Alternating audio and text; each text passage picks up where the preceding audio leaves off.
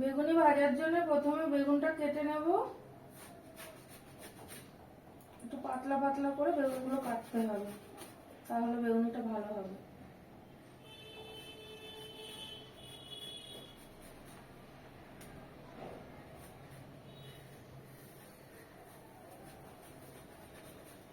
এই যে যত পাতলা হবে তত বেগুনিটা খেতে ভালো হবে।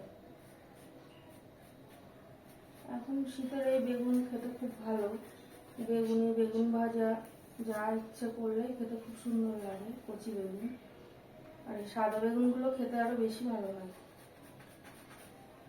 এই যে এইভাবে আমি বেগুনি ভাজার জন্য বেগুনগুলো কেটে নেব। বেগুনগুলো জলে কিন্তু খুব ভালো করে ধুয়ে নিয়েছি।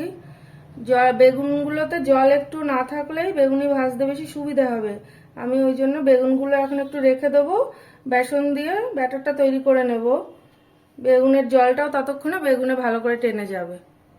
বেগুনি ভাজার জন্য আমি এবার বেসনটা ভালো করে ফেটিয়ে নেব। বেসন নিয়ে নিচ্ছি।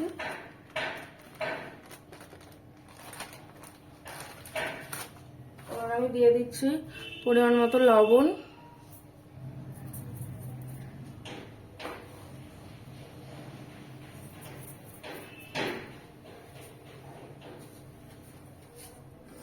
দিয়ে দিচ্ছি একটু কালো জিরে,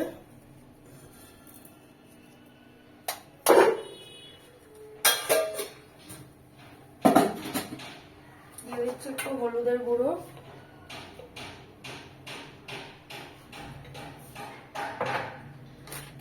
আর দিয়ে দিচ্ছি একটু লঙ্কার গুঁড়ো। খেতে একটু টেস্ট লাগবে। যে কোনো কিছুতে একটু ঝাল না হলে কিন্তু খেতে ভালো লাগে না, এই জন্য আমি একটু লঙ্কার গুঁড়ো দিয়ে দিচ্ছি।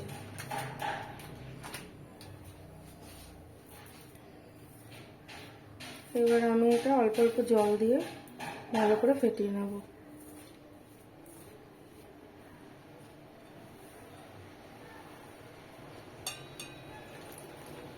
ব্যাটারটা কিন্তু ঘন করে করতে হবে।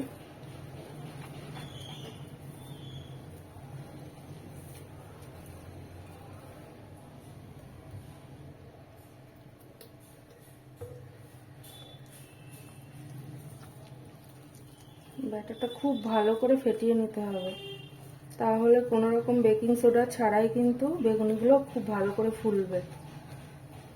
এই ফ্যাটানোর উপরেই চপ তৈরি হয়। আলুর চপ বলুন, বেগুনি বলুন, সব এই বেসন খুব ভালো করে ফ্যাটাতে হয়, তাহলেই খুব ভালো হয়, খুব ভালো ফোলে, মুচমুচে হয়।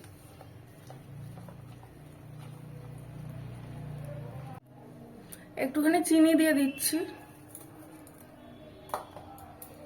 এটা এইভাবে ভালো করে ফেটাতে হবে।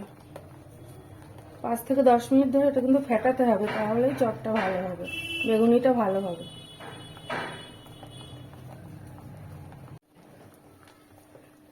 বেসনটা কিন্তু আমার ফেটিয়ে নেওয়া হয়ে গেছে। আমি প্রায় 10 মিনিট ধরে এটা ফেটাচ্ছি। এই যে দেখুন, যথেষ্ট ঘন করে কিন্তু এটা আমি করেছি। পাতলা হলে হবে না, বেগুনের গায়ে ধরবে না, সব পড়ে যাবে। ওই জন্য এরকম একটু ঘন করে ব্যাটারটা করে নিতে হবে।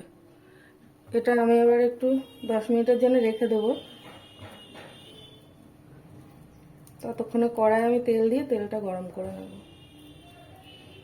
কড়াই গরম হয়ে গেছে। আমি এবার বেগুনি ভাজার জন্য কড়াই একটু বেশি করেই সাদা তেল দিয়ে দিচ্ছি। বেগুনিগুলো একটু ডুবিয়ে ভাজতে হবে, তাহলে ভালো হবে, ওই জন্য তেলটা একটু বেশি দিলাম। তেলটা গরম হয়ে গেছে। আমি এবার এই তেল একটুখানি তুলে ওই ব্যাটারের মধ্যে দিয়ে দেবো, তাহলে বেগুনিটা মুচমুচে হবে। ব্যাটারটা মিশিয়ে নেবো তেলটা ব্যাটারে খুব ভালো করে।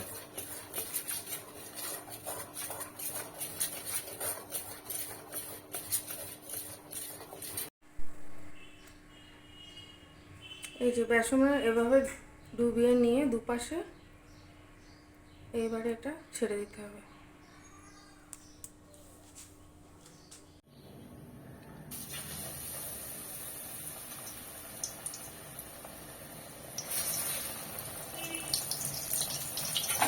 একটু উল্টে পাল্টে ভেজে নিতে হবে। এই যে উপরটা ফুলে উঠছে, এই যে ফুলে উঠেছে।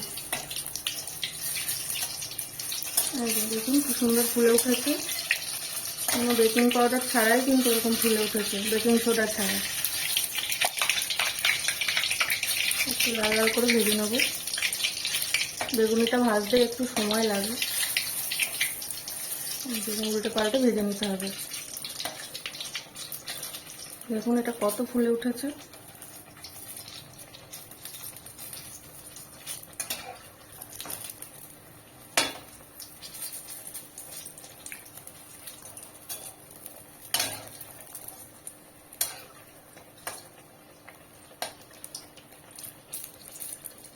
গ্যাসের ফ্লেমটা কিন্তু মিডিয়ামে রাখতে হবে, একদম বাড়িয়ে দিয়ে ভাজতে গেলে কিন্তু বেগুনটা ভিতরে একদম কাঁচা থেকে যাবে, উপর থেকে কিন্তু লাল হয়ে যাবে।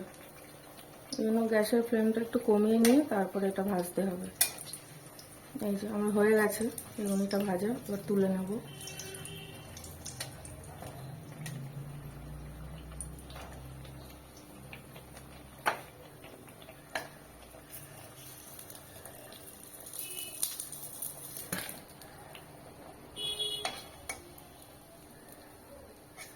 এইভাবে আমি সমস্ত বেগুনিগুলো ভেজে নেব।